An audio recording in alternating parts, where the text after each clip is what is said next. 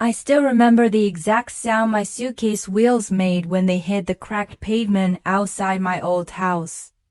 That sound should have meant home, comfort, relief. Instead, it felt like a warning. Asterisk, I had been away for 7 years. 7 long years of missed birthdays, video call holidays, night shifts in a foreign land where nobody knew how to pronounce my name properly. I worked overtime, skipped vacations, lived in a tiny apartment that smelled like instant noodles and loneliness, all for one reason: this house, my house, the one I bought before leaving, the one worth $850,000, the one I trusted my own blood to look after, asterisk. And as I stood there, staring at the front gate, my chest tightened. The gate was blue. My gate had always been black, asterisk. I told myself not to panic. Maybe my brother repainted it. Maybe he finally fixed things like he promised he would. I took a few steps closer, heart pounding harder with every step. And that's when I noticed the new mailbox, asterisk, a different name. Not mine, not my brother's, asterisk, someone else's.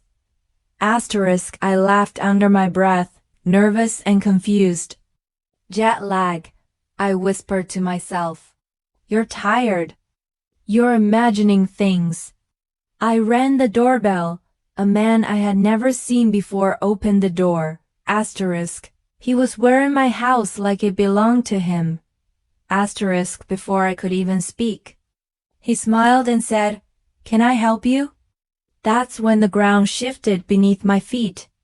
"This is my home," I said slowly, carefully, like the words themselves might shatter. Asterisk, he frowned. "I'm sorry, ma'am. We bought this house last year." Bought, last year. The air left my lungs. I didn't argue. I didn't scream. I didn't cry.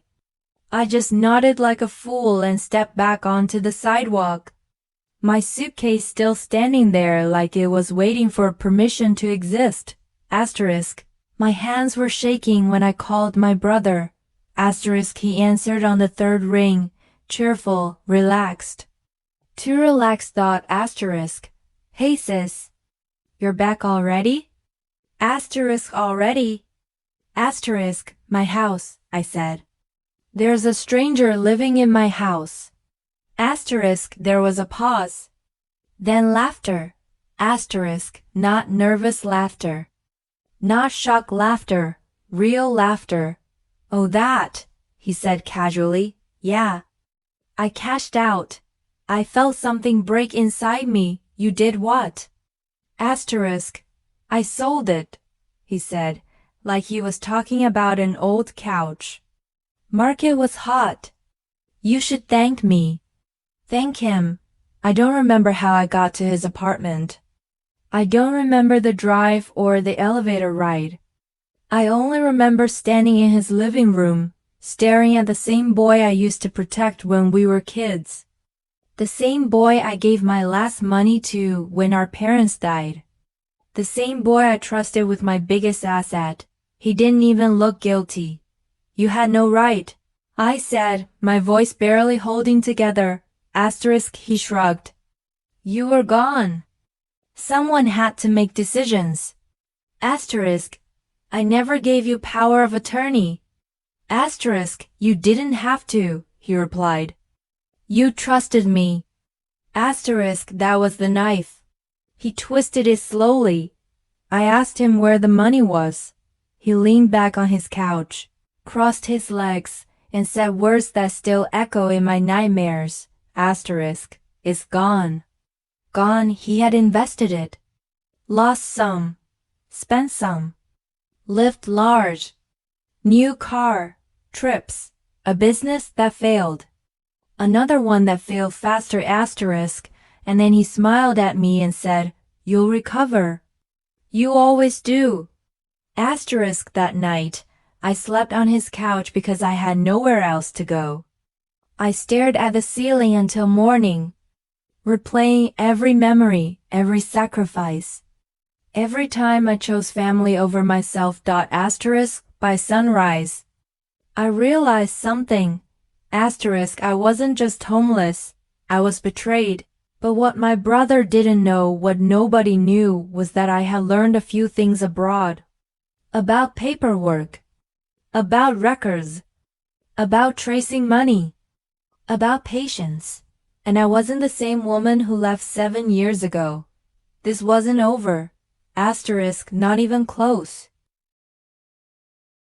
I spent that night awake, staring at the cold ceiling, running over every detail of my brother's betrayal. I could still hear his laugh echoing in my mind, the one he had used when he casually said, "I cashed out." Blood ran through my veins hotter than it ever had. I had trusted him completely, and now he had destroyed everything I had worked for. My home, my savings, my sense of security all gone. Morning came, but it brought no relief. I couldn't eat. I couldn't drink. I could barely breathe.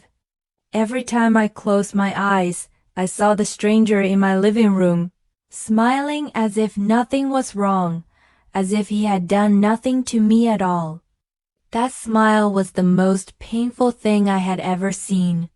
I picked up my laptop, hands trembling, and started searching.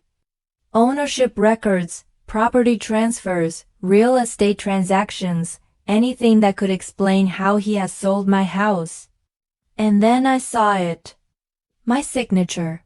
Forged, neatly printed, signed on all the paperwork, claiming I had approved everything.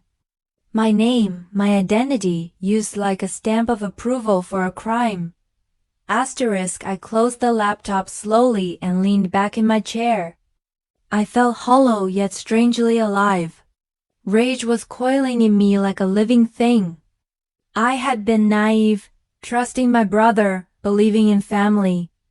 Now I understood that blood doesn't guarantee loyalty. I called a lawyer. Ruth Caldwell was her name, a sharp, no-nonsense woman who smelled power and justice in every corner. I handed her the documents, explaining everything as quickly and clearly as I could. She listened, eyes narrowing as she scanned the forged signatures, the transfer deeds, the chain of ownership. Elena, she said finally, looking up, he's not just a liar. He's bold. But he's sloppy. I wanted to ask what she meant. My throat was dry, my mind racing. She pointed to the emails between him and the realtor, the ones he thought I would never see. See this? He instructed them to match your passport signature exactly. He assumed you'd never come back soon enough to notice. I swallowed, trying to calm the storm of thoughts in my head. He had been planning this while I was living my life abroad, unaware, trusting him completely. And yet, he had made mistakes. Enough to fight back. Ruth leaned back and said words I hadn't expected. You can take this further. Civil court is one thing, but there's enough evidence here for a criminal investigation. Forgery is serious. Intent is clear. I felt a flicker of hope for the first time in days. That flicker grew stronger the more I thought about it. I realized that Marcus, in his arrogance, thought I was still the girl who left quietly, who would never come back to confront him. He had forgotten that the woman who left 7 years ago had returned stronger, smarter, and ready. The first step was to gather proof. Emails, bank records, witnesses, anything that tied the sale of my home to him personally. I dug through everything methodically, fueled by anger and determination. The deeper I went, the more reckless he became. He left little traces everywhere, thinking no one would find them. Meanwhile, the family had begun to stir. Aunt Lydia called first, trying to sound concerned. Elena, calm down. Maybe this is just a misunderstanding. Asterisk, misunderstanding? I snapped. My house is gone, Aunt Lydia. Do you call that a misunderstanding? Asterisk, she hesitated. He's your brother. Maybe you should let him explain. Asterisk, her voice was dripping with doubt disguised as concern. That's when I realized the truth. The family wasn't neutral. They were comfortable with Marcus, with the gifts he sent, the small favors he did. Silence had made them complicit. And now they wanted me to forgive, to forget, to surrender everything I had built with my own blood, sweat, and tears. Asterisk, I hung up. I didn't cry. I didn't scream. I felt fire coil in my chest. The trail ran deep, deeper than I had ever imagined. Asterisk, the next day, I went to see Marcus. His new apartment was full of luxury, filled with things bought with my money. A new car sat in the driveway, and inside I saw art pieces I had once admired, but never had the money to own. He greeted me casually, sipping coffee like he hadn't just destroyed my life. Asterisk, you're overreacting, he said. I can give you something back. Asterisk, I laughed, a bitter, humorless sound. Something back? Do you know how much that house was worth? Not just in dollars, Marcus. In years of work, in dreams, in trust. Asterisk, his eyes narrowed. You're being dramatic. It's family money anyway. Asterisk, I took a step closer, voice cold. Family. You used my life to feed your greed, and now you call it family? Asterisk, for the first time I saw him falter. Just a flicker. The arrogant mask he wore so easily slipped, and I smiled, though it was dark and sharp. I realized then that he had underestimated me. He had assumed that the girl who left would stay silent. He had assumed that blood alone could protect him from accountability. He was wrong, and I wasn't finished yet. The morning of the court hearing, I felt a strange mix of fear and determination. I had spent countless nights lying awake, replaying every conversation, every betrayal, every silent lie Marcus and our family had told themselves while they stood by. But today was different. Today, I wasn't asking for sympathy. I wasn't pleading for justice. I was demanding it. Asterisk, the courtroom smelled of polished wood and tension. I walked in clutching my folder of evidence, heart hammering.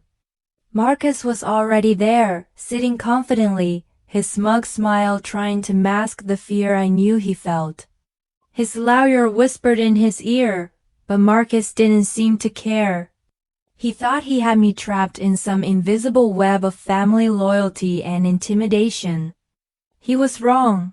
Asterisk, when the judge called the case, silence fell. Every eye in the courtroom turned to us. I could feel the weight of judgment in the air, but I held my head high. I was not the scared little sister anymore. I was a woman who had fought across continents to reclaim what was rightfully hers. Asterisk, Ruth Caldwell, my lawyer, spoke first. She laid out every detail meticulously, forged signatures, secret transfers, emails proving intent, bank records showing the money had been spent recklessly. She explained how Marcus had manipulated family and used their silence as a shield. I listened quietly, letting her words sink in, letting the truth speak louder than my own voice ever could. Asterisk, Marcus tried to interject. This is ridiculous, he said, leaning back in his chair. You can't prove anything. Asterisk, Ruth turned slowly, eyes sharp, voice steady. The emails speak for themselves. The signatures speak for themselves. You thought you could manipulate the system, but the evidence proves your guilt. You acted alone and with intent. Asterisk, he paled, just slightly. just enough to show that even he understood the gravity of the situation. The smug arrogance that had been his armor for years was cracking, and I watched silently, savoring every moment. Then came the family. Aunt Lydia, Uncle Ron, cousins who had once smiled at his lies, all called to testify. One by one they spoke not for him, not for me, but truthfully. Some tried to minimize the situation, some tried to justify his actions. But the cracks were there. And in those cracks, I saw hope. I realized then that betrayal cuts deeper than money. It cuts through the illusions of loyalty, through the comforting lies we tell ourselves, through the unspoken agreements that allow injustice to thrive. But truth, I had learned, has a way of shining through even the darkest deceit. Marcus's face turned from smug to desperate. He tried to argue, to negotiate, to plead. But every word he spoke was countered by evidence, by testimony, by the quiet, unshakable presence of the woman he had underestimated. The courtroom felt like a stage, and he was finally the actor unmasked. When the judge finally spoke, her voice echoed like thunder in the silent room. It is clear that the defendant acted with deliberate intent to defraud and manipulate. The sale of the property was unauthorized. The court rules in favor of the plaintiff. All transactions are void, and the property is to be returned immediately. Time seemed to stop. I felt the tension drain from my body as relief and vindication washed over me. But it wasn't just the legal victory. It was the acknowledgement that truth matters, that justice matters, that no one, no matter how close, has the right to destroy your life with impunity. Marcus slumped in his chair. Defeated, his arrogance gone, replaced by shame and fear. For the first time, I saw the man behind the mask. The brother I had trusted so blindly, reduced to someone small and exposed. Walking out of that courtroom. I felt something I hadn't felt in years. Power. Not power over him, not power over the family, but power over my own life. The betrayal could not define me. The theft could not define me. I had survived, and I had reclaimed what was mine. The media outside clamored, reporters asking for statements. I didn't answer most of them. I only smiled faintly, feeling the weight of justice and the lightness of freedom. Some things can be explained. Some victories aren't loud. They are felt deeply, in the quiet moments when you realize you are whole again, even after being broken. As I walked away from the courthouse, I knew this was more than just a win. It was a lesson, a warning, and a reclaiming of dignity that could never be taken from me again. Marcus would have his consequences, but I would have my life back, and that, in the end, was everything. The day after the court ruling, I woke up with a strange sense of calm. It was still early, and the city outside was just starting to stir. For the first time in years, I felt like I could breathe without the constant weight of betrayal pressing on my chest. My home had been returned to me. Marcus's arrogance had crumbled. And yet, peace didn't come automatically. It had to be claimed slowly, intentionally. I walked through my front door, my key finally working, and everything felt like it should. The familiar smell of the wood floors, the sunlight streaming through the windows, the soft hum of the city outside, it was mine again. Not just in paper, but in spirit. Each room held memories, some painful, some joyous, all mine. And as I ran my fingers along the walls, I felt the years of hardship settle into something like gratitude. That evening, the family gathered, not all of them, but enough to feel the weight of their own choices. Aunt Lydia, who had once whispered that I was being dramatic, avoided my gaze. Uncle Ron tried to speak, but his words faltered. Even cousins who had quietly cheered for Marcus's success now looked uncertain. I realized that their silence, their complicity, had been their own choice. And choices have consequences. I didn't yell. I didn't scream. I didn't seek revenge. I simply told them the truth, calmly without flourish. This house, this life, my hard work, is mine. And while I forgive what you did out of fear or convenience, I will not allow it to happen again. Loyalty cannot be bought with silence. Respect cannot be stolen with a smile. The room was quiet. Marcus sat there, pale, his earlier bravado completely gone. He opened his mouth, perhaps to defend himself, perhaps to beg forgiveness, but no words came. His guilt was visible, raw, undeniable. And in that moment, I understood something essential. No amount of charm or manipulation can erase the truth. It always comes to light. Always. After the family left, I stood by the window, watching the city lights flicker in the distance. The house felt alive again, not because of its walls or furniture, but because it was mine. I had fought for it, clawed it back from deceit, and emerged stronger than before. The betrayal could not define me. The money could not define me. Only my resilience, my courage, and my refusal to be silenced could. I thought about the lessons hidden in those painful years.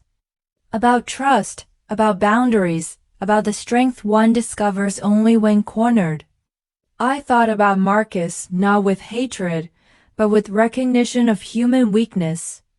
I thought about myself, finally seeing the woman I had become, brave, unshakable, and free, and for the first time in a long time, I smiled, not a small hesitant smile, but one that came from deep inside, unburdened, fierce, and real.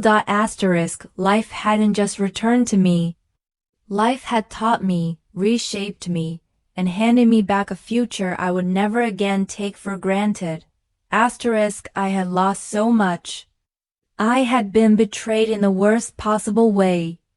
But I had gained something far greater, the understanding that no one, not even blood, has the power to take your worth unless you let them. And I never would again.